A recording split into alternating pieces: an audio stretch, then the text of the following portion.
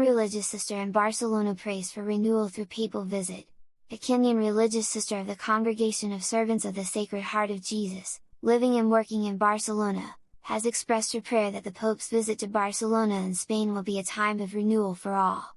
She reflected on how Spain has historically sent missionaries around the world, and her life and ministry in the city were rooted in that gift of faith. Senior Anilia, sharing the joy of her mission in Barcelona, spoke about her fulfillment in working and collaborating with the church that first gave her the faith. Spain was one of the first nations to send missionaries across the world to proclaim the gospel of Christ. Many of us, including myself, first came to know the Lord through their witness.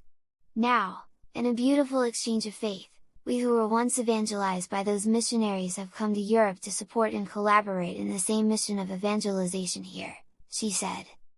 I live and serve the church and society in Barcelona as a teacher at one of our schools, where I dedicate myself to educating and supporting children and youth. I also assist with catechism in our parish. As a professional teacher, my mission is to educate, accompany, and guide the young people in our community with love inspired by Christ the servant, she added.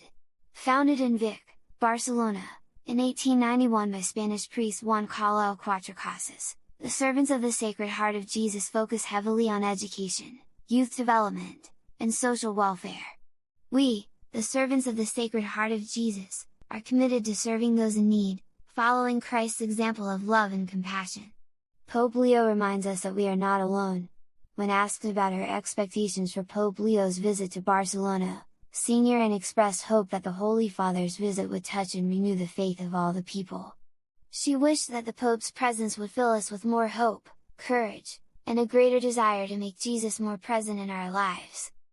SRN continued, I hope that by the time Pope Leo leaves Barcelona, the Church will experience a deep renewal of heart and a strengthening of faith. I long for conversion, that those who have grown distant or indifferent toward the Church will rediscover the joy of belonging and experience new life in the unconditional love of Christ. I also hope this moment will inspire young people to respond to God's call with courage and generosity, whether to married life, consecrated life, or service in the world. I believe the Pope's words and presence can remind the whole Church that we are not alone. We are part of one universal family, united in prayer, in mission, and in love for Christ.